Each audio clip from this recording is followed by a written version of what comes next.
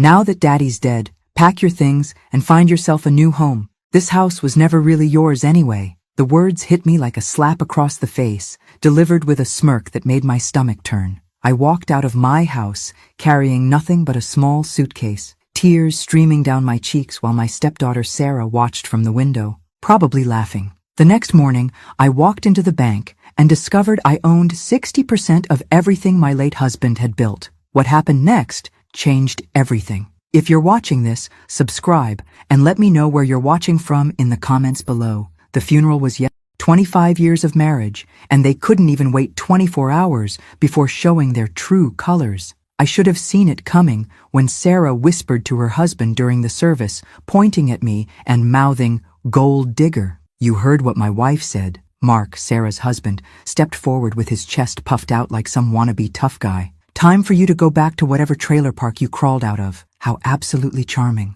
I'd helped raise this man's children, been paying their private school tuition from my personal account for 3 years, and this was my thank you. Clearly, gratitude runs in the family. "I'll give you 30 minutes to pack," Sarah announced, checking her phone like I was some kind of appointment she needed to squeeze in. Then Mark's calling the police. The neighbors were probably having a field day with this drama. Mrs. Patterson from next door kept peeking through her curtains. I gave her a little wave. Might as well give her a good show for her entertainment dollar. "This is my father's house," Sarah continued, her voice getting louder with each word. "You were just the hired help who got lucky." Hired help. 25 years of marriage reduced to hired help. I bit my tongue so hard I tasted blood, but managed to keep smiling. If only she knew what I knew. I packed my suitcase in silence while they watched me like vultures circling roadkill. Sarah even had the nerve to follow me around, making sure I didn't steal anything, as if I'd want their tacky decorations and discount furniture. "Don't even think about taking any of Mom's jewelry," she snapped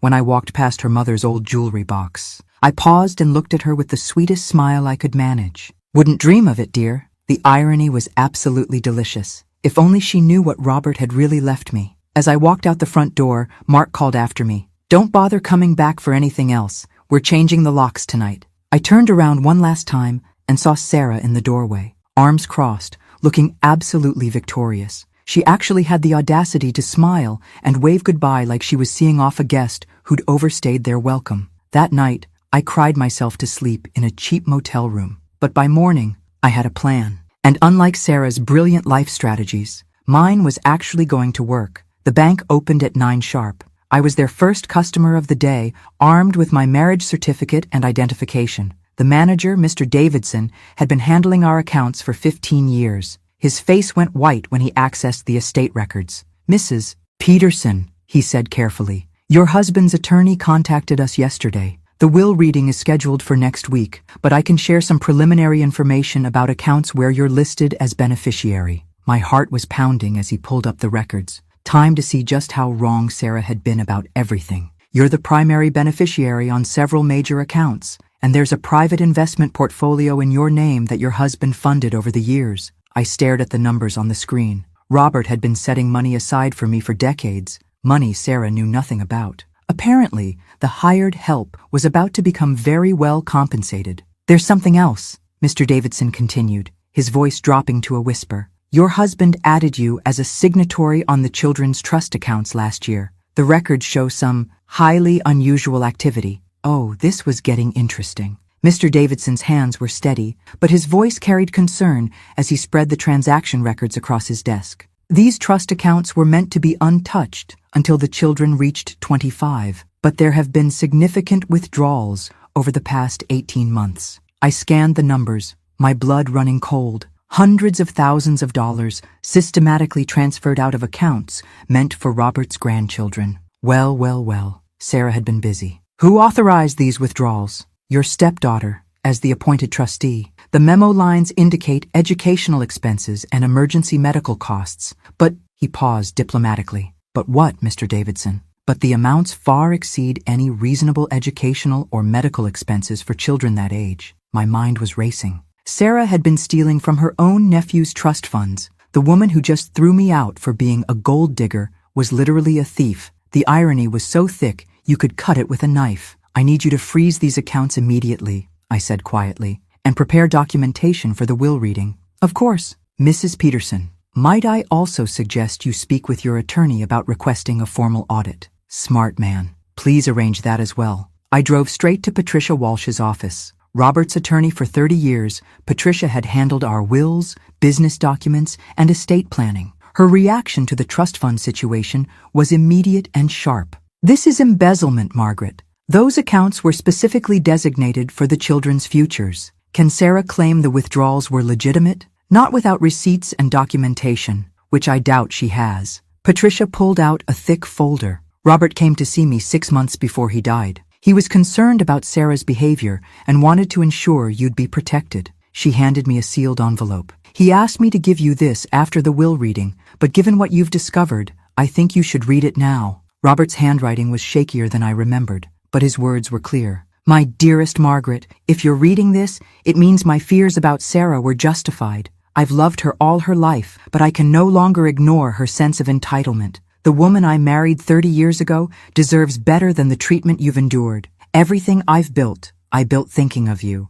Use it wisely, use it well, and don't let anyone make you feel guilty for accepting what you've earned through decades of love and loyalty. So my supposedly manipulative gold digging had earned me my late husband's entire fortune. What a scandal. Patricia, when is the will reading? Friday at 2 p.m. The entire family will be present. Perfect. That gives me 3 days to prepare my acceptance speech. That afternoon, I called the private school where Sarah's boys were enrolled. I'd been quietly supplementing their tuition for years through my personal account, something Sarah had never bothered to investigate. Mrs. Peterson, how lovely to hear from you, the headmaster greeted me warmly. I trust you're well, despite your recent loss. Thank you, Mr. Thompson. I'm calling about the Mitchell children's tuition situation. Of course. We were sorry to hear about the missed payment last month. Financial difficulties during times of grief are understandable. Missed payment. How interesting. Actually, I need to discuss changing the payment structure. I'll no longer be covering the supplemental costs. There was a pause. I see. Should I contact Mrs. Mitchell about the full tuition amount then? That would be her responsibility, yes. By 3 p.m. my phone was ringing. Sarah's voice was tight with panic. What did you do? The school just called about tuition. I stopped paying for something that was never my responsibility. Amazing how quickly the tune changes when money's involved. You've been paying their tuition? The portion you couldn't afford, yes. For 3 years. The silence was absolutely beautiful. I could practically hear her brain trying to process this information. Margaret, we need to talk. Do we? Because yesterday you seemed quite clear that I wasn't family. We were emotional. Dad just died, and you threw me out of my own home. I'm not feeling very charitable today. Please, can we meet somewhere? Just to talk? I considered this. Sarah was starting to panic, which meant she was finally realizing the scope of what she didn't know. Time to let her sweat a little more. The coffee shop on Main Street, tomorrow at 10 a.m. Thank you, I hung up. Let her spend the night wondering exactly how much trouble she was in. That evening, I sat in my motel room reviewing bank statements and Robert's personal papers. He'd been meticulous about documenting Sarah's behavior, dates, incidents, conversations. It painted a picture of a daughter who'd never learned to appreciate what she had, but it also showed a father who'd never stopped hoping she'd change. The will reading was going to be absolutely spectacular. Sarah was already at the coffee shop when I arrived, hunched over a cup that looked like it had gone cold hours ago. She looked terrible. Unwashed hair, rumpled clothes, dark circles under her eyes. Guilt and panic really don't do wonders for the complexion. Thank you for coming, she said without looking up. I sat down across from her and waited. Sometimes silence is the most powerful weapon in your arsenal. I've been thinking about what you said, about the tuition. And? She finally met my eyes. I didn't know you were helping with the payments. I thought the trust fund money was covering everything. The trust fund money you've been withdrawing illegally? Her face went pale. How did you know about that? Your father made me a signatory on those accounts. I can see every transaction, Sarah. I smiled sweetly. Turns out the hired help has access to all sorts of interesting information. She started crying then, not the angry tears from yesterday, but desperate, frightened sobs. Amazing how quickly crocodile tears appear when someone's caught red-handed. It wasn't supposed to go this far, she whispered. How far was it supposed to go? Mark's business was failing. We were behind on mortgage payments, the kids' school costs were piling up, and Dad was so sick he wasn't paying attention to the finances. So you decided to steal from your children's inheritance? I was going to pay it back. Once Mark's business recovered, or when the main inheritance came through. I pulled out my phone and showed her the bank statements Mr. Davidson had provided. Sarah, you've taken nearly $300,000 from those accounts over 18 months. The number hung in the air like a death sentence. Her face went from pale to green. That's not possible, she stammered. $5,000 here for educational expenses that went to your mortgage payment. $10,000 there for medical emergencies that funded your vacation to Hawaii. $20,000 for tutoring services that paid off Mark's credit cards. Each example hit her like a physical blow. I was almost starting to feel sorry for her. Almost. I was protecting the family. Dad's medical bills were astronomical. Your father's medical bills were covered by insurance. I have those records too. Really? Did she think I was born yesterday? She buried her face in her hands. Oh God, what have I done? You've stolen from your own children and destroyed your relationship with the one person who could have helped you. What do you mean? I leaned forward. Sarah, did you ever wonder why your father married me? Because you were young and pretty and available? I was 25 when I met your father. He was 38, recently widowed, with 2 grieving children who needed stability. I wasn't looking for a sugar daddy. I was working as a nurse, putting myself through graduate school. Her expression shifted slightly. Facts have a way of ruining perfectly good assumptions. Your father didn't need my money. He needed someone who could love his children as much as he did. Someone who would put family first, always. But you never had children of your own, by choice. Your father's family was my family. You and David were my children. Even when you made it abundantly clear I wasn't welcome. Fresh tears started flowing. At this rate, she'd dehydrate. For 25 years, I've watched you struggle and never asked for help. I've paid for school supplies, birthday parties, emergency car repairs, and medical bills. Always quietly, always without making you feel indebted. Why? Because that's what mothers do. The silence stretched between us like a chasm. Sarah, the will reading is tomorrow. After that, everyone will know about the trust fund situation. Are you going to have me arrested? That depends on what happens in the next 24 hours. What do you want from me? I stood up and gathered my purse. I want you to be the daughter your father raised you to be, the woman he always believed you could become. I don't know how to do that anymore. Figure it out. You have until tomorrow at 2 p.m. As I walked toward the door, she called after me. Margaret? Yes? I'm sorry. About yesterday. About all of it. I'm so very sorry. I turned back to look at her. Really look at her. For the first time in years, I saw not the entitled, angry woman who'd thrown me out of my home, but the scared 16-year-old who'd lost her mother and didn't know how to let anyone else love her. I know you are. Now prove it. Because tomorrow, the real show was going to begin. The will reading took place in Patricia Walsh's conference room with the entire Peterson family present. Sarah sat between her brother David and her husband Mark, looking like she was facing a firing squad. Linda and Tom, Robert's siblings, flanked the table while I sat closest to Patricia. The tension in the room was thick enough to cut with a butter knife. This was going to be even more entertaining than I'd hoped. Before we begin, Patricia announced, I need to inform everyone that there's an ongoing investigation into irregularities with the children's trust accounts. Mrs. Peterson discovered unauthorized withdrawals and has requested a formal audit. Mark's face turned red. That's ridiculous. Sarah was the appointed trustee. Being a trustee doesn't authorize personal use of trust funds, Patricia replied calmly. Sarah had gone completely white. She'd had 24 hours to prepare for this moment, but clearly hadn't found the courage to confess to her family. Some people never learn. Let's proceed with the will reading, Patricia continued. Robert Peterson's last will and testament, dated 6 months before his death. The basic provisions were straightforward enough. I inherited the house, the beach property, and 60% of Peterson Construction. David received 20% of the business and a substantial cash bequest. Sarah received 15% of the business and her trust fund, what was left of it anyway. But then, Patricia read the personal letter Robert had included. To my beloved wife Margaret, she began, you have been the light of my life for 25 years.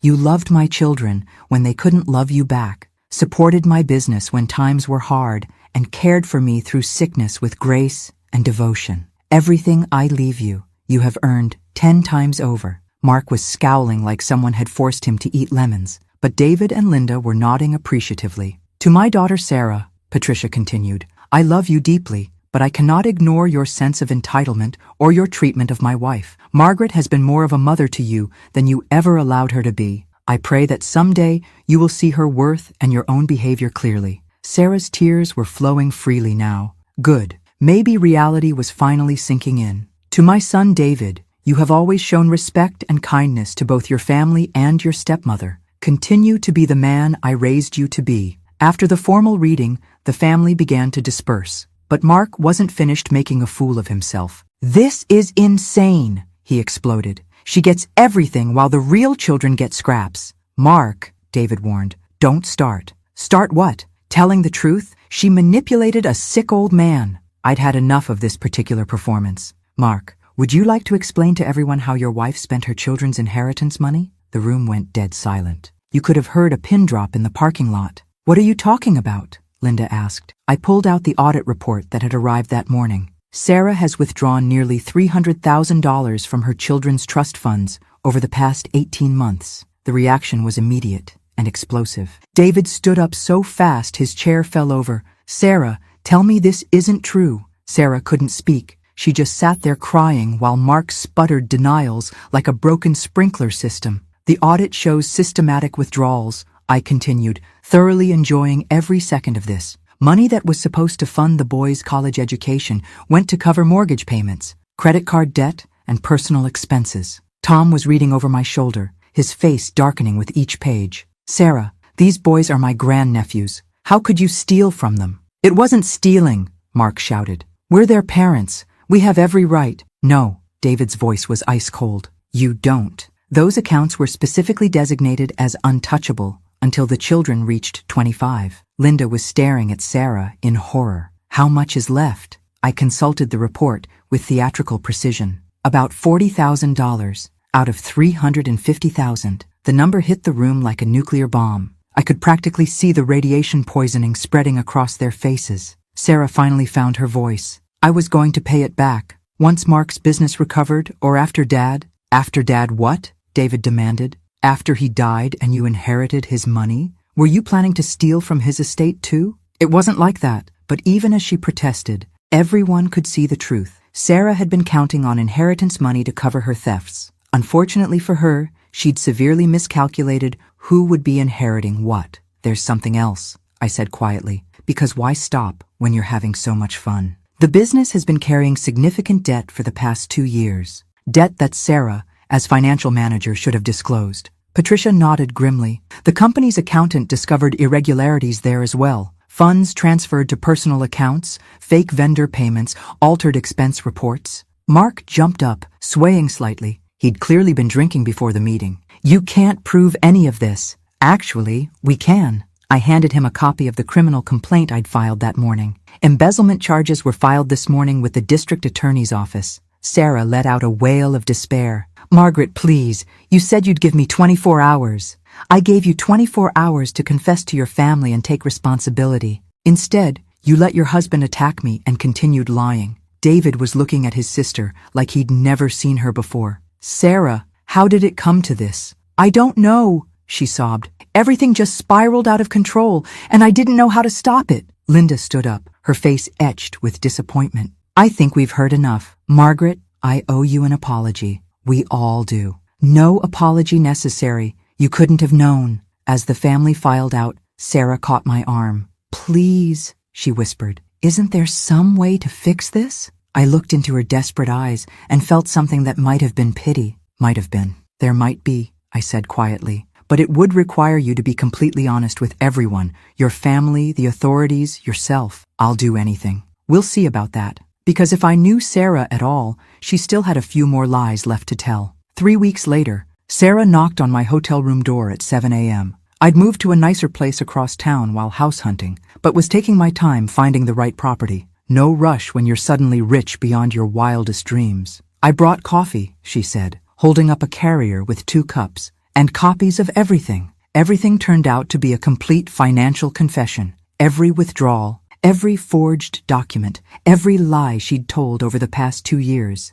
She'd also brought documentation of Mark's gambling debts, which explained where much of the stolen money had actually gone. How delightfully predictable. "The prosecutor wants to meet with you tomorrow," she said, settling into the chair across from my small table. My attorney thinks if I cooperate fully and make restitution, I might avoid prison time. And Mark? Mark is no longer my problem. She held up her left hand, showing the absent wedding ring. I filed for divorce yesterday. Well, that was unexpected. Are you sure about this, Sarah? He's been gambling away our future for years. The business failures, the constant need for money, it was all to cover his addiction. She took a shaky breath. I convinced myself I was protecting my family, but I was really enabling his destruction of it. I studied her face, looking for signs of manipulation or self-pity. What I saw instead was exhaustion and something that might have been genuine remorse or really good acting. With Sarah, it was always hard to tell. The boys don't know yet, she continued. About the divorce or the charges, I wanted to talk to you first. Why? Because they're going to need stability. They're going to need family who can help them through this. She pulled out another document. I want to sign over full custody to you. I nearly dropped my coffee. Even I hadn't seen this level of drama coming. Sarah, that's not necessary. Yes, it is. I'm going to face criminal charges. Even if I avoid prison, I'll have a record. The boys deserve better than that. You're their mother, and I've been a terrible one. You've been paying their school tuition for 3 years. You remember their birthdays when I forget. You've been more of a grandmother to them than I've been a mother. Tears were streaming down her face, but her voice was steady. I don't deserve them, but you do. I reached across the table and took her hand. Sarah, what you've done is terrible, but giving up your children isn't the answer. Then what is? Taking responsibility, making restitution, getting help for the problems that led you here, and fighting every day to become the person your father believed you could be. She looked up at me with red, swollen eyes. Do you think that's possible? After everything I've done? I think your father spent 25 years hoping for exactly this conversation. We sat in silence for a moment. I was actually starting to believe she might be serious about changing. Either that, or she'd become a much better actress. There's something else, she said quietly. Something I need to tell you about Dad. My heart clenched. What about him? The last time I saw him conscious, he asked me to take care of you. He said you'd been the best thing that ever happened to our family, and he was worried about how we'd treat you after he was gone. Fresh tears started falling. I promised him I would. I looked my dying father in the eye and promised to take care of you. Her voice broke. And then I threw you out of your own house. Oh, sweetheart. I've broken every promise I ever made to him, but if you'll let me, I want to try to keep this one. I squeezed her hand. How do you propose to do that? By accepting the consequences of my actions, by trying to make things right, by proving that the daughter he loved is still in here somewhere. That afternoon, I called David to update him on the situation. His reaction was exactly what I'd expected. She wants to give you custody of the boys? His voice was filled with disbelief. She's overwhelmed and scared. I think she believes it's the noble thing to do.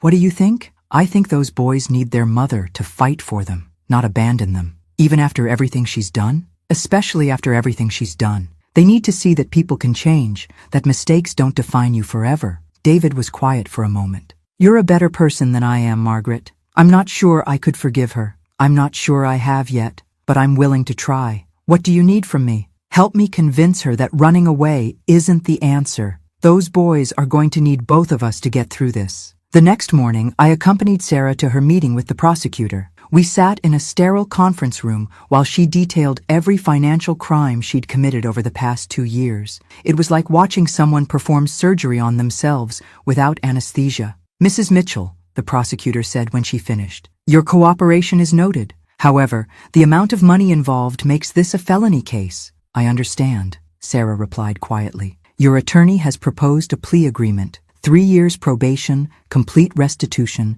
and 1,000 hours of community service. Sarah looked at me questioningly. I nodded slightly. It was better than prison, which was where she deserved to be. I accept, she said. There's one more condition, the prosecutor added. You'll be required to attend financial counseling and submit to regular auditing of your personal finances for the duration of your probation. Of course. As we left the courthouse, Sarah turned to me. Thank you for being there. This is just the beginning, you know. The hard work starts now. I know. But for the first time in years, I feel like I might actually be able to do it. That evening, we sat down with Tyler and Jake to explain what was happening. The boys, now 15 and 17, were old enough to understand the basics. Your mother made some serious mistakes with money, I told them gently. She's going to work very hard to fix them, but it means some changes for your family. Are you getting divorced? Tyler asked directly. Sarah took a deep breath. Yes, your father and I are getting divorced. Because of the money stuff? Because of a lot of things that have been wrong for a long time. Jake, the older boy, looked at me. Grandma Margaret, are you going to help us? The title still made my heart skip. Always. We're family, no matter what. Good, he said simply. Because Mom's going to need help figuring out how to be normal, out of the mouths of babes. Sometimes teenagers are the wisest people in the room. The house sold faster than expected. The new owners wanted to close in 2 weeks, which meant Sarah had to find a place for her and the boys immediately. With her credit destroyed and facing criminal charges, options were limited. What a shame. Really broke my heart. I found an apartment, she told me over coffee. This had become our weekly tradition. It's small, but it's clean, and in a good school district. Can you afford it? Her face flushed. That's what I wanted to talk to you about. I need a co-signer. I'd been expecting this. Sarah, I can't enable poor financial decisions. I know, but I can't provide for my children without help, and I can't get help without proving I can provide for my children.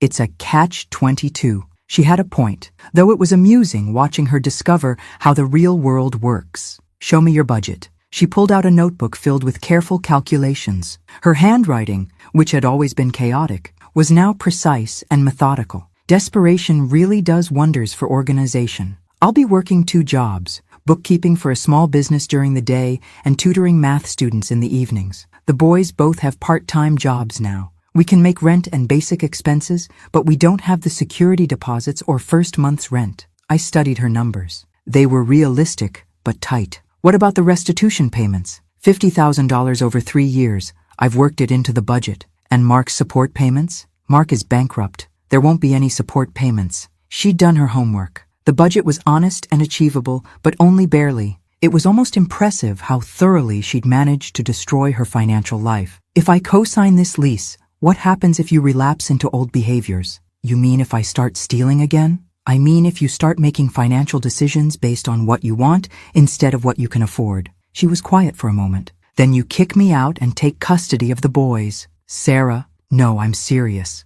That should be part of our agreement. If I screw this up, if I prove I can't be trusted, then you take them. They deserve stability more than they deserve their mother's pride. It was a sobering conversation, but also encouraging. The Sarah who'd thrown me out of my house 6 months ago would never have considered putting her children's needs before her own ego. All right, I'll co-sign the lease, but I want monthly financial reports, and I want the boys to know they can come to me if things get difficult. Relief flooded her face. Thank you. I won't let you down. Don't thank me yet. Wait until you've successfully lived within your means for a year. The apartment was indeed small, a 2-bedroom unit with thin walls and outdated appliances. But it was clean, safe, and walking distance from both boys' schools. After living in a McMansion they couldn't afford, this was quite the come-down. It's perfect, Tyler announced as we toured the space. Way better than listening to Dad yell about money all the time. Jake nodded agreement. Plus Grandma Margaret lives close enough to bring dinner when Mom burns stuff. I don't burn everything, Sarah protested. Mom, you burned soup. Soup. I had to laugh. I'll teach you some basic cooking skills. I'd like that, Sarah said quietly. Moving day was a family affair. David and Linda helped load boxes, while Tom supervised the boys carrying furniture. It felt like the first normal family gathering we'd had in years. Well, normal if you ignored the criminal charges and divorce proceedings. This is nice, Linda commented as we unpacked kitchen items. Feels like we're actually helping instead of just watching disaster unfold.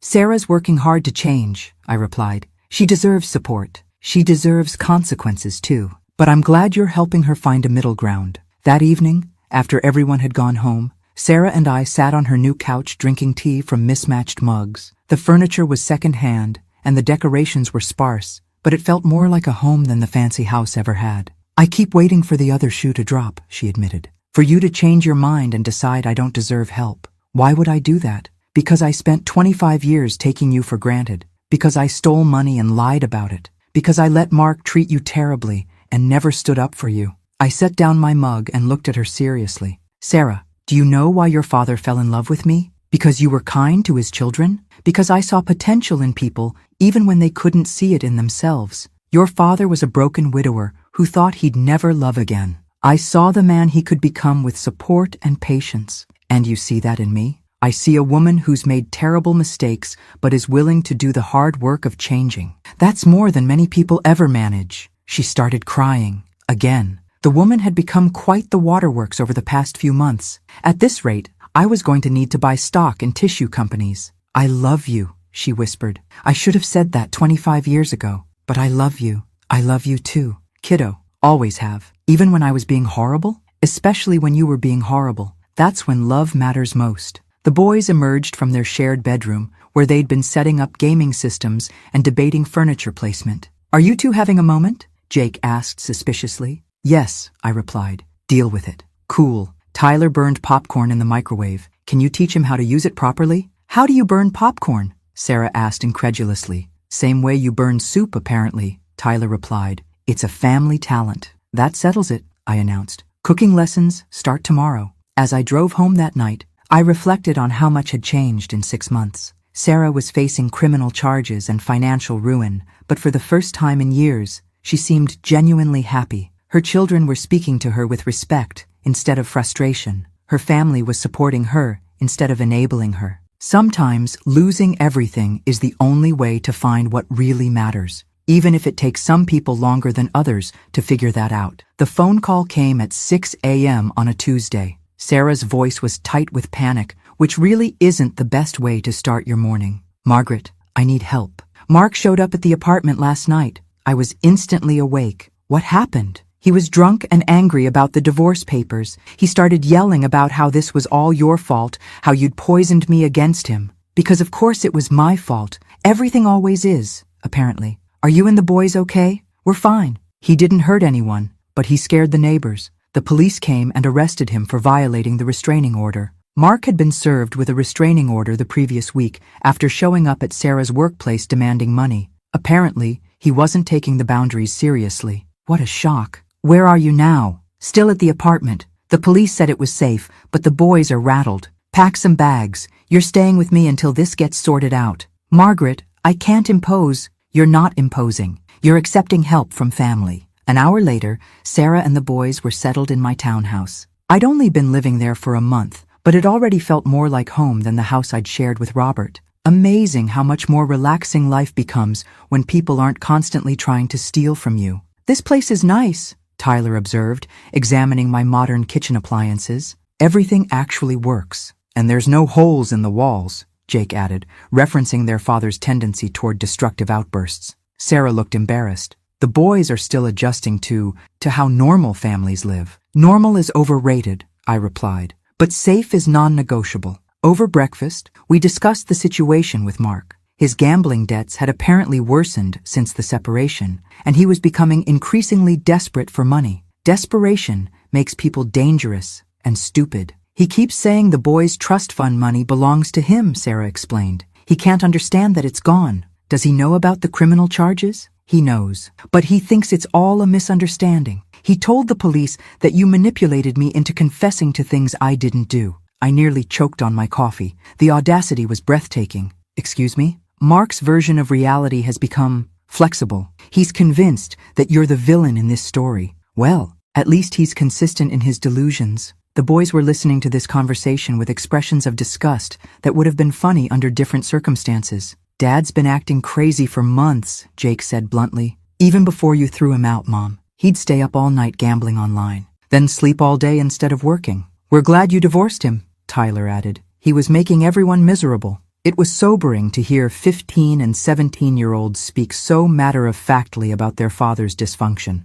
but at least they were old enough to recognize toxic behavior when they saw it. That afternoon, Sarah's attorney called with an update on Mark's arrest. He's being held overnight, she explained to Sarah over the phone, but he'll likely be released tomorrow with additional conditions on the restraining order. What kind of conditions? No contact with you or the children, no approaching your residence or workplace, and mandatory attendance at Gamblers Anonymous meetings. Sarah hung up looking worried. He's not going to follow those conditions. Mark doesn't think rules apply to him. She was right to be concerned. That evening, as we were finishing dinner, Mark called her cell phone 17 times in a row. When Sarah finally answered to tell him to stop, his voice was loud enough for all of us to hear. You think you're so smart, hiding behind that old witch, but I know where you really are. I took the phone from Sarah's trembling hands. Time to remind him who he was dealing with. Mark, this is Margaret. You! This is all your fault. You destroyed my family. Your gambling addiction destroyed your family. Sarah and the boys are safe, and they're going to stay that way. I have rights. Those are my children. Those children have the right to live without fear, something they haven't had in years. I hung up and immediately called the police to report the violation of the restraining order. He'll be arrested again within the hour, the officer assured me. This time, bail will be set higher. How long can this continue? Until he gets help, or until he commits a more serious crime that lands him in prison long term? Not exactly reassuring, but at least he'd be someone else's problem for a while. That night, as Sarah tucked the boys into the guest beds, I could hear her talking quietly with them about safety plans and emergency procedures. It broke my heart that children should need such conversations about their own father. Grandma Margaret? Tyler appeared in my kitchen doorway in his pajamas. What's up, kiddo? Is Dad going to keep trying to hurt us? I knelt down to his eye level. I don't know what your father is going to do, but I know that your mother and I are going to do everything possible to keep you safe. Good, because Mom's been happier in the past few months than she's been in years. Dad was always making her cry, out of the mouths of babes. Indeed. Tyler, do you understand why your parents got divorced? Because Dad's sick in his head and won't get help, and because Mom finally got smart enough to stop letting him hurt us. 15 years old, and he understood family dysfunction better than most adults. Your mother loves you very much. She made some bad choices, but she's working hard to do better. I know. She's different now. Like, she actually listens when we talk instead of always worrying about Dad's next meltdown. How do you feel about that? It's weird, but good. Like maybe we can be normal people now. The next morning brought news that Mark had been arrested again for violating the restraining order. This time, the judge set bail at $50,000, money he didn't have. He'll probably be in jail for at least a week, Sarah's attorney explained. That should give us time to file for an emergency custody order. What does that mean? Sarah asked. It means we ask the court to grant you temporary full custody based on his pattern of threatening behavior. If approved, he'd need supervised visitation only. Sarah looked at me questioningly. I nodded encouragingly. Do it, she said firmly. My children's safety comes first. As we left the attorney's office, Sarah seemed more confident than I'd seen her in months. Thank you, she said as we walked to the car. For protecting us, for giving us a safe place to stay, for helping me find the courage to do what's right. You're doing the hard work, kiddo. I'm just providing backup. Still, I don't know how I would have gotten through this without you. That evening, the boys helped me cook dinner, while Sarah worked on her tutoring assignments at the kitchen table. For the first time in years, the Peterson family felt like an actual family. It only took a theft investigation, criminal charges, and a restraining order to get us here. Tyler was carefully chopping vegetables while Jake stirred pasta sauce, both of them chattering about school and friends and normal teenage concerns instead of adult problems. This is nice, Sarah observed, looking up from her papers. Peaceful. Weird how much easier life gets when you're not constantly managing crisis, I replied. Yeah. Who knew that making good choices leads to good outcomes? Crazy concept, Jake deadpanned. Maybe you should write a book about it. How not to ruin your life. A guide by someone who definitely ruined her life, Tyler suggested. Sarah laughed, actually laughed, for the first time in months. Progress. Slow, messy, but undeniable progress. 4 months later, Sarah's probation officer was impressed enough to recommend early termination of some requirements. Sarah had made every restitution payment on time, completed her community service hours ahead of schedule, and maintained steady employment at 2 jobs. Apparently, the threat of prison really motivates some people. I'm proud of you, I told her, as we left the courthouse after her progress hearing. It feels weird, being proud of doing basic adult things. Basic adult things are harder than people think, especially when you're rebuilding your entire life from scratch. We stopped for coffee at our usual place, the same cafe where she'd first apologized to me months earlier. The waitress knew our order by now and brought it without being asked. Amazing how quickly you can establish new routines when your old ones involved felony theft. I have news, Sarah said, stirring sugar into her coffee. Good news. I'm listening. The accounting firm where I work part-time offered me a full-time position, with benefits. This was huge. Sarah had been working as a bookkeeper for a small business 3 days a week while tutoring high school students in the evenings. A full-time position would mean stability and the ability to quit the evening job. That's wonderful. When do you start? Next month. And Margaret, they know about my record. I told them everything during the interview process, and they hired me anyway. I reached across the table and squeezed her hand. Your father would be so proud. Do you really think so? I know so. He always believed in second chances and honest work. There's something else. She pulled out an envelope. Jake got accepted to State University with a partial scholarship. My heart swelled with pride. Jake had worked incredibly hard to bring his grades up after his parents' separation. Between his part-time job and intensive studying, he'd transformed himself from a struggling student to a strong college candidate. He'll still need help with expenses, Sarah continued, but between the scholarship, his savings, and what I can contribute, and what's left in the trust fund, I added. Actually, that's what I wanted to discuss with you. I've been making extra payments toward the restitution, and I've paid back about 60% of what I took, but I want to restore the boys' trust funds completely before Jake starts college. Sarah, that would take every penny you have saved. I know. But those accounts were never mine to touch.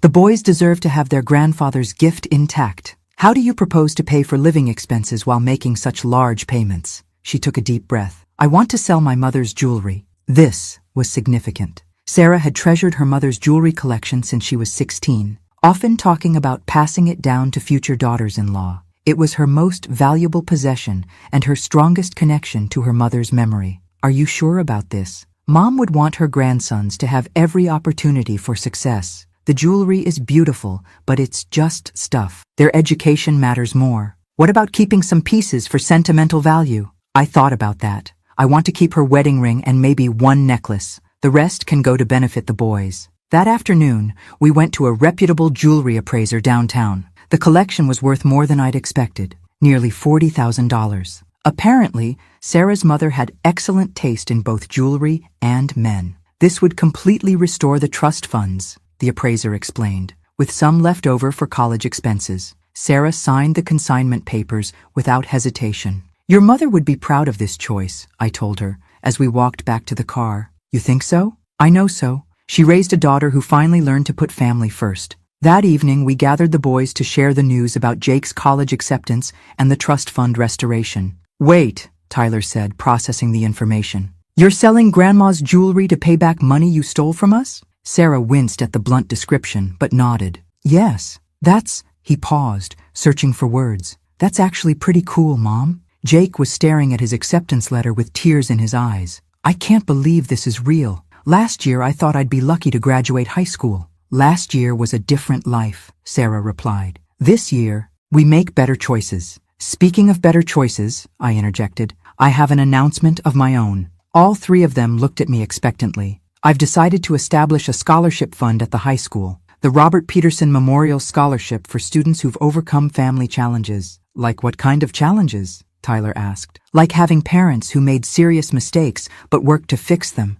Like watching a family fall apart and then rebuild itself. Like learning that people can change if they're willing to do the work. Sarah started crying again. Happy tears this time. The emotional range on this woman was remarkable. Dad would love that, Jake said quietly. He would. And I think he'd love seeing how hard you've all worked to become the family he always hoped you'd be. A week later, we held a celebration dinner at Linda's house for Jake's college acceptance. The entire Peterson family gathered to toast his achievement and Sarah's progress. A year ago, I wasn't sure our family would survive, David said, raising his glass. Tonight, I'm proud of every single person at this table. To second chances, Linda added. To honest work and hard choices, Tom chimed in. To family, Sarah said simply. To family, we all echoed. As the evening wound down, David pulled me aside. Margaret, I owe you an apology I've never properly given. You don't owe me anything, David. Yes, I do. When Sarah was at her worst, when she was stealing money and lying about it,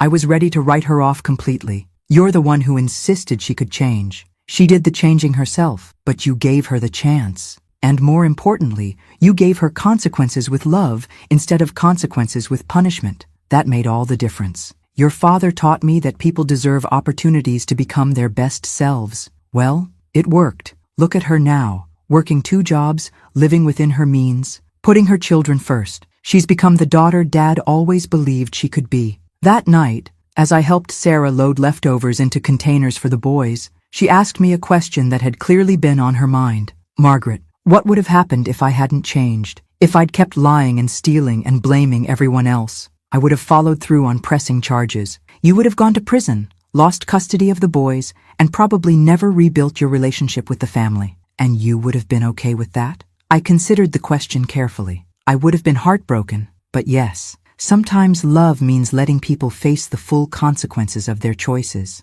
I'm glad I chose differently. Me too, kiddo, me too. 1 year after the will reading, I stood in the cemetery with Sarah and the boys, placing fresh flowers on Robert's grave. This had become our monthly tradition, updating him on family news and milestones. It was also the one place where Sarah couldn't burn anything or make questionable financial decisions, so it felt appropriately safe. "Hey, Dad," Sarah said, kneeling by the headstone. "Jake starts college next month. He's majoring in business, just like you wanted." She paused, as if listening for a response. "And Tyler made honor roll for the 3rd quarter in a row. Margaret's been helping him with calculus. Turns out I'm terrible at math beyond basic addition." Tyler snorted. "You're terrible at basic addition too, Mom." "Hush, I'm having a moment with your grandfather." I stepped forward to place my flowers. "Hello, sweetheart. I think you'd be amazed by your daughter. She's become exactly the woman you always knew she could be." "Are you happy with how things turned out?" Sarah asked quietly. It was a question she'd been asking more frequently lately, as if she needed constant reassurance that redemption was real and lasting. "I'm happy with the work you've done," I replied. "Your happiness is your own responsibility now." That's a very therapist thing to say. I've been reading self-help books. Sue me. The boys wandered off to explore other sections of the cemetery, giving us privacy for deeper conversation. They'd developed an impressive ability to sense when the adults needed to talk about feelings and emotions. "Margaret, can I ask you something personal?" "Always." "Do you ever regret not remarrying after Dad died?" "You're only 55. You could still have a completely different life." I considered the question while watching Tyler and Jake examine an elaborate Victorian monument. "I loved your father deeply, but I'm not opposed to love in general. If the right person came along, but right now, I'm exactly where I want to be. Watching you rebuild your life, helping the boys navigate college and careers, building relationships with the family I always hoped to be part of. This feels like the life I was meant to have, even though it took 25 years to get here,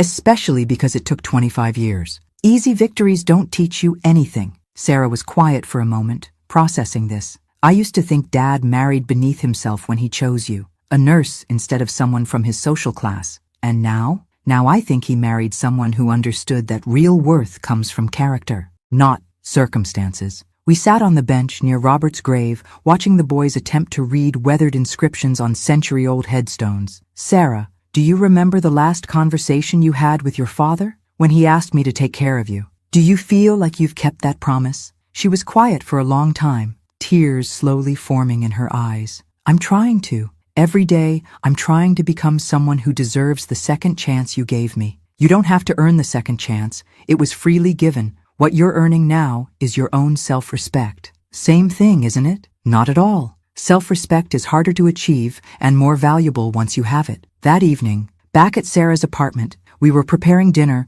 when she brought up a topic that had been weighing on her mind. "The scholarship fund is doing well," she said, chopping vegetables with the knife skills I'd taught her months earlier. $40,000 raised so far, I agreed. "That's enough for 4 students next year. I want to apply to be on the selection committee." This surprised me. "Are you sure? It would mean disclosing your own background to potential applicants." "I think that's exactly why I should do it. Who better to recognize genuine change than someone who's lived through it?" She had a point. Sarah's journey from entitled embezzler to responsible single mother gave her unique insight into personal transformation, though I wasn't sure the world was ready for her particular brand of wisdom. What would you say to students who are applying? That mistakes don't define you, but how you respond to them does. That rebuilding trust takes time and consistency. That the work is hard, but worth it. And if they ask about your criminal record, I'll tell them the truth. That I stole money from my own children, lied about it for years, and nearly destroyed my family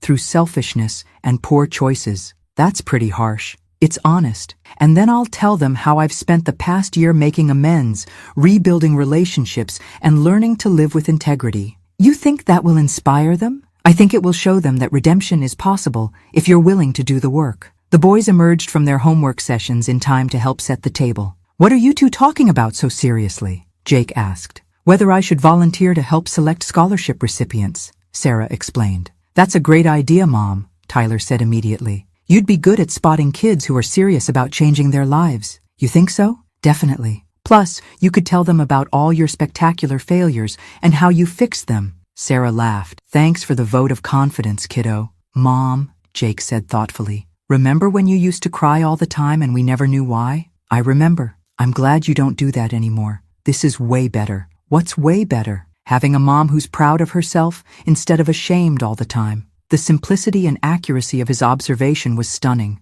Sometimes, 17-year-olds see things more clearly than adults ever do. After dinner, as Sarah reviewed scholarship applications for the selection committee, I realized something important. She was no longer seeking redemption or approval from others. She was building a life based on her own values and goals. The transformation was complete. Now came the real test, maintaining it over time. 2 years after the will reading, I received an unexpected phone call from Mark. He'd been living in another state since the divorce, supposedly working on his gambling addiction and trying to rebuild his life. Or more likely, he'd run out of people to borrow money from and was expanding his search radius. Margaret, I need to talk to you about seeing the boys. You need to talk to Sarah about that. I'm not their guardian. Sarah won't take my calls. Have you considered that there might be a reason for that? There was a long pause. I know I messed up. I'm trying to make things right. Mark, what do you want from me? I want you to convince Sarah to let me see my sons. I've been clean from gambling for 8 months. I have a steady job. I'm going to therapy. And you think that entitles you to access to children you terrorized? They're my children too. I took a deep breath and tried to channel the patience Robert always showed when dealing with difficult people. Though to be fair, Robert never had to deal with anyone quite this delusional. Mark, the last time you saw those boys, you were drunk and violating a restraining order. The time before that, you were demanding money and threatening their mother. Why should anyone trust you now? Because I've changed. So has Sarah. The difference is, she's been proving it through consistent actions for 2 years. You've been absent. I had to get my life together first. Fair enough. But getting your life together doesn't automatically restore relationships you damaged. That requires trust building, and trust building takes time. He was quiet for a moment. Will you at least ask Sarah if she'd be willing to talk to me? I'll mention that you called. What she does with that information is up to her. That evening, I brought up Mark's call while Sarah and I were reviewing her monthly budget, a practice we'd maintained even though she no longer needed oversight. Old habits die hard, especially when those habits involve preventing financial catastrophe. He wants to see the boys, I told her. Sarah's expression tightened. What do you think? I think it's not my decision to make. But what do you think I should do? I considered this carefully. I think you should ask Tyler and Jake what they want. They're old enough to have opinions about their father. And if they want to see him, then you figure out a safe way to make that happen. Supervised visits, public places, clear boundaries. And if they don't want to see him, then you respect their choice and protect their right to feel safe. Sarah was quiet for a long time, staring at her budget spreadsheet like it held the answers to life's greatest mysteries. 2 years ago, I would have said yes immediately because I felt guilty about the divorce. Or I would have said no immediately because I was angry about his behavior. And now I want to make the decision based on what's actually best for my children, not what makes me feel better about myself. That evening, Sarah sat down with Tyler and Jake to discuss their father's request.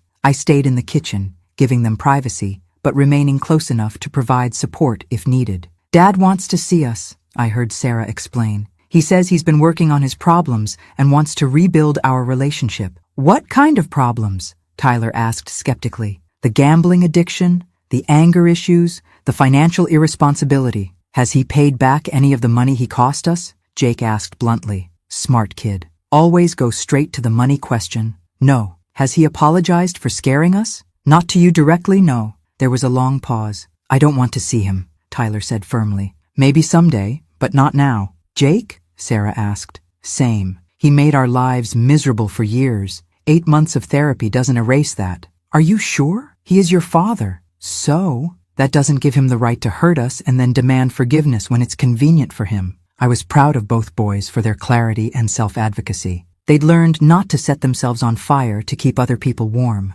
Sarah called Mark back that evening to relay the boys' decision. They're not ready, she told him, and I'm not going to force them. I could hear Mark's raised voice through the phone, but couldn't make out specific words, probably for the best. Mark, You lost the right to make demands when you chose gambling over your family, Sarah said calmly. If you want a relationship with your sons, you need to earn it the same way I earned their forgiveness, through consistent, trustworthy behavior over time. More raised voice from Mark. No, I'm not turning them against you. They formed their own opinions based on your actions. She hung up and turned to me with a tired expression. How did I stay married to someone who thinks responsibility is optional? You were different then too. You both were. Do you think I'm being too hard on him? I think you're protecting your children. Which is exactly what a good mother does. 3 months later, Mark called again. This time, he'd completed a year of gambling addiction treatment and wanted to send letters to the boys. Letters might be okay, Sarah mused after we discussed the request. It's less invasive than phone calls or visits. What would the boundaries be? No requests for money, no guilt trips about the divorce, no promises he might not keep, just honest communication about his recovery and his feelings. She presented the idea to Tyler and Jake, who agreed to try receiving letters with the understanding that they didn't have to respond if they didn't want to. The first letter arrived a week later. I was present when the boys read it, ready to provide emotional support if needed, or witness protection, depending on how badly Mark had screwed it up. Mark's letter was surprisingly appropriate. He acknowledged his past behavior, took responsibility for the family's difficulties, and shared details about his recovery program without making demands or promises about the future. This is actually not terrible, Jake admitted after reading it twice. He didn't blame Mom for anything, Tyler observed. That's different. Are you going to write back? Sarah asked. Maybe. Let me think about it. That evening, Tyler did write a brief response. 2 paragraphs explaining that he was doing well in school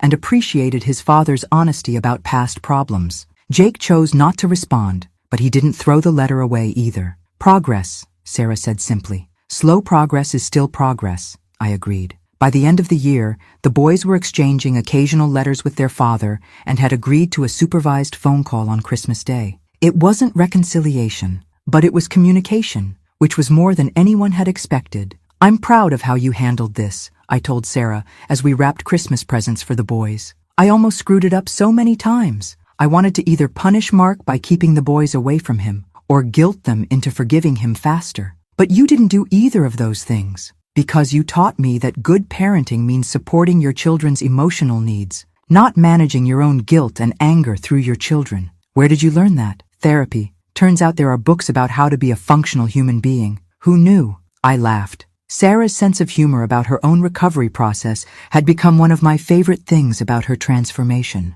Your father would be so proud of the mother you've become. I hope so. I'm finally proud of myself, which is a start. Christmas morning brought another milestone. Jake announced he was changing his major from business to social work. I want to help families like ours, he explained. Families that are struggling but still have hope. That's a beautiful goal, I told him. I learned from watching you and Mom that sometimes the best help comes from people who've been through similar struggles. And sometimes, Tyler added, the best way to heal your own life is to help other people heal theirs. Out of the mouths of babes, indeed. Sometimes the next generation really does turn out better than the one before it. 5 years after Robert's death, I stood in the backyard of Sarah's new house, a modest 3-bedroom she'd purchased after being promoted to senior accountant at her firm. The entire Peterson family was gathered for the annual Robert Peterson Memorial Scholarship Barbecue, an event that had grown from a simple family dinner to a community celebration. Who knew that starting with embezzlement charges could lead to such a heartwarming tradition? Grandma Margaret, a small voice called out. I turned to see Emma, David's 4-year-old granddaughter, running toward me with a dandelion clutched in her tiny fist. For you, she announced, presenting the wilted flower with the solemnity of a state ceremony. It's beautiful, sweetheart. Thank you. Emma beamed and ran off to find more flowers to pick, leaving me with a handful of weeds and a heart full of joy. Children have such a talent for finding beauty in the most unlikely places. She adores you, Linda observed, joining me at the picnic table where I was arranging Emma's botanical gifts in a plastic cup. The feeling is mutual. It's amazing how much this family has grown and changed, Linda continued, gesturing toward the crowd gathered in Sarah's yard. 5 years ago, I wasn't sure we'd ever speak to each other again. I followed her gaze across the gathering, Sarah laughing with Tom's wife while they tended the grill, Tyler and Jake playing cornhole with their cousins, David pushing Emma on the swing set he'd installed that morning. Your brother would be amazed, I said. He'd be proud of all of us, but especially of you. Me? You held this family together when we were falling apart. You gave Sarah consequences when she needed them and support when she was ready to change. You turned an inheritance dispute into a story about redemption. Sarah did the hard work of changing, but you made it possible. There's a difference. Before I could respond, Sarah approached with a young woman I didn't recognize. Margaret, I want you to meet Jessica Torres. She's our first scholarship recipient to graduate college. Jessica was a petite young woman with serious eyes and a firm handshake. Mrs. Peterson, I can't thank you enough for the scholarship program. It literally changed my life. Tell me about yourself, I said, genuinely curious. I was 17 when my mom was arrested for drug possession. My dad had been gone for years, and I was basically raising my 2 younger brothers alone. I thought I'd have to drop out of high school to work full-time. What changed? Sarah found me crying in the guidance counselor's office and told me about the scholarship program. She also told me about her own story, how she'd made terrible mistakes but found a way to rebuild her life. I glanced at Sarah, who was listening with quiet pride. Sarah convinced me to finish high school and apply for college. The scholarship covered tuition, and she helped me find a part-time job that worked with my class schedule. What did you study? Social work, just like Jake. I want to help other kids who are dealing with family crisis. And your brothers? They're both in high school now, both honor students. They want to apply for Peterson scholarships when they graduate. Jessica's story was exactly what Robert had hoped for when I established the fund in his memory. Young people overcoming difficult circumstances through education and support. What's next for you? I asked. I start graduate school in the fall, and I'll be doing my internship with the County Family Services Department. Sarah offered to be my practicum supervisor. I looked at Sarah in surprise. You didn't mention you were supervising students.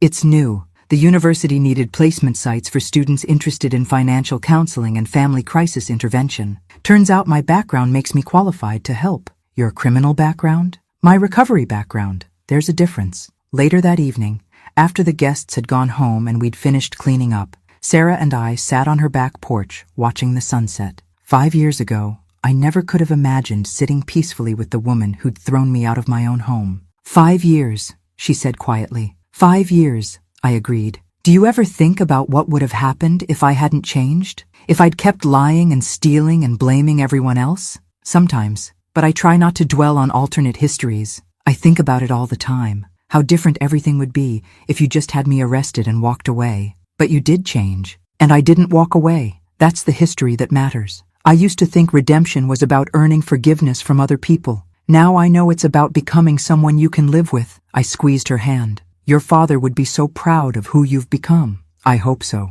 I'm finally proud of myself. A comfortable silence settled between us as we watched fireflies begin to dance in the gathering dusk. There's something magical about summer evenings when you're surrounded by people you love, even if it took criminal charges to get everyone there. Margaret, can I ask you something I've been wondering about for months? Of course. Do you ever feel like Dad set this whole thing up? Like he knew exactly what would happen when he changed his will? I considered the question. Robert had been a chess player, always thinking several moves ahead. It wouldn't surprise me if he'd orchestrated this entire drama from beyond the grave. I think your father knew his family well enough to predict how people would react to his decisions. You think he planned for me to steal the money and get caught? I think he planned for consequences to have meaning. Whether you learned from them or not was up to you. That's very zen of him. Your father was a wise man who loved his children enough to let them face the results of their choices. Sarah was quiet for a moment, processing this. I'm glad he did. Even though it was the hardest thing I've ever been through, I'm glad it happened. Why? Because now I know who I really am when everything is stripped away, and I like that person. As the stars began to appear overhead, I reflected on the journey that had brought us here. 5 years ago, I'd been a widow thrown out of her own home by ungrateful stepchildren. Tonight, I was surrounded by family who valued and respected me, watching those same stepchildren raise their own children with love and integrity. Sarah? Yeah? Thank you. For what? For becoming the daughter your father always knew you could be. For giving me the family I always hoped to have. For proving that people can change if they're willing to do the work. She leaned over and hugged me tight. Thank you for not giving up on me when I'd given up on myself. I love you, kiddo. I love you too, Mom. Mom. After 27 years, she finally called me Mom. Robert's plan had worked perfectly. The old schemer had gotten exactly what he wanted, a family that actually acted like family, a wife who was respected and loved, and children who'd learned that character matters more than entitlement. It only took embezzlement charges, criminal prosecution, and 5 years of hard work to get us here. But it was worth every minute. Thanks for listening. Don't forget to subscribe and feel free to share your story in the comments. Your voice matters.